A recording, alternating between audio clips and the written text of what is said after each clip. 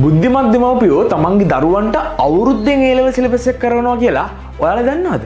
දන්නේ නැත්නම් මෙන්න මේ වීඩියෝ එක චුට්ටක් බලලා ඉන්න. 2024 මැයි මාසේ O level ලියලා මාස 6ක් ඇතුළත වගේ නොවැම්බර් මාසයේ ආපහු A level විභාගය ලිව්වා. මට A level වලට A3ක් ඇවිල්ලා තියෙනවා. ඉතින් මේ කතා කරන මොහොතේදී 11 වසර ළමයි විතරක් නෙමෙයි 10 වසර ළමයි අපේ A level physics class එක ඉගෙන ගන්නවා.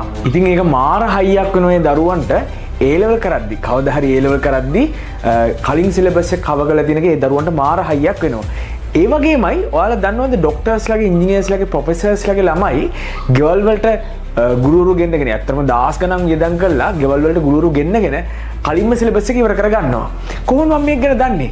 මම කැම්පස් යන කාලේ අපේ කැම්පස් එකේ ප්‍රොෆෙසර්ලාගේ ළමයින්වත් මම ගොඩ දාලා තියෙනවා මාස 6න් A level කරන්න. ඇත්තටම ෆුල් සිලබස් එක මාස 6න් කවර් කරලා දීලා මෙඩිසින් යවලා තියෙනවා. නිකම්ම කොට දාලා නෙමෙයි මෙඩිසින් යවලා තියෙනවා. ඉතින් ඒක නිසා මම හොඳ ආකාරව දන්නවා මේක කරන්න පුළුවන් දෙයක් කියලා. ඉතින් සාමාන්‍ය ළමෙක්ට සාමාන්‍ය ලොකු බ්‍රයිට් මීටරයක් නැති වුණත් සාමාන්‍ය ළමෙක්ට අවුරුද්දක් ඇතුළත සිලබස් එක සම්පූර්ණයෙන් කවර් කරන්න පුළුවන්.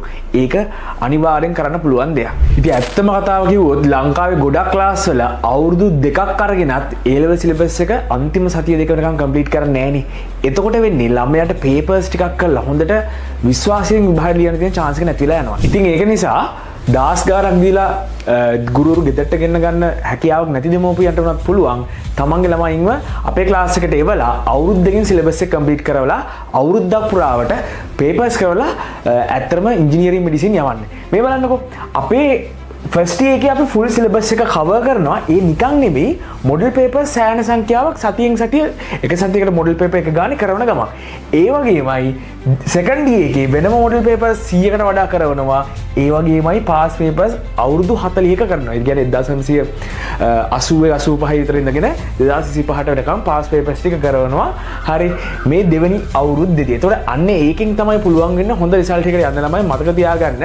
නිකන් සිලබස් එක ඉගෙන ගත්තා කියලා අවුරුදු දෙකක් ගිහිල්ලා අන්තිමට යන්තම් සිලබස් එක කවර් කරගත්තා කියලා ඔයාලට හොඳ රිසල්ට් එකකට යන්න බැරි වෙනවා. හරි කොහොමදවත් පුළුවන් වෙන්නේ අනිවාර්යෙන් පාස් පේපර්ස් ටික කරලා හොඳ මොඩල් පේපර්ස් ටිකක් කරලා ඔලිම්පියාඩ් ලෙවල් එකේ ටිකක් අමාරු ලෙවල් එකේ A level මට්ටමට එහා ගණන් ටිකක් හදලා ගොඩ ගිහින් ඉන්න ඕනේ.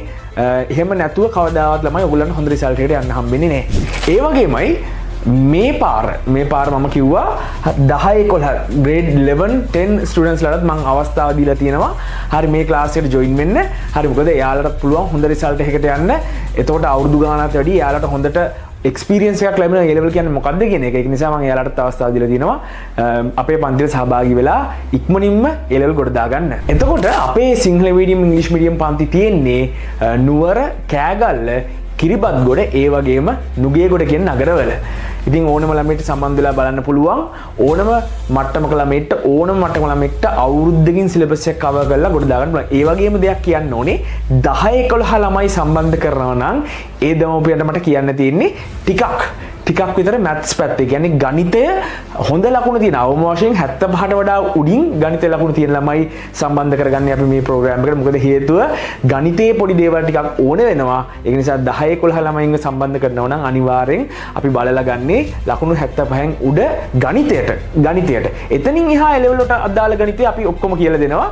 ඔක්කොම කරනවා පන්තියේදී O level ගණිතය ඉඳන්ම A level O level අතර ગેප් එක සම්පූර්ණයෙන් කවර් කරනවා. ඒක නිසා ඕන ළමයට සම්බන්ධ වෙලා බලන්න පුළුවන්. ඒ වගේමයි ලංකාවටම ඔන්ලයින් තියෙනවා. එන්න ඇවිත් බලන්න අපේ ෆාස්ට් ට්‍රැක් ප්‍රෝග්‍රෑම් එකට ජොයින් වෙලා අවුරුද්දෙන් A level සිලබස් එක ගොඩ දාගන්න ඔයාලට පුළුවන්.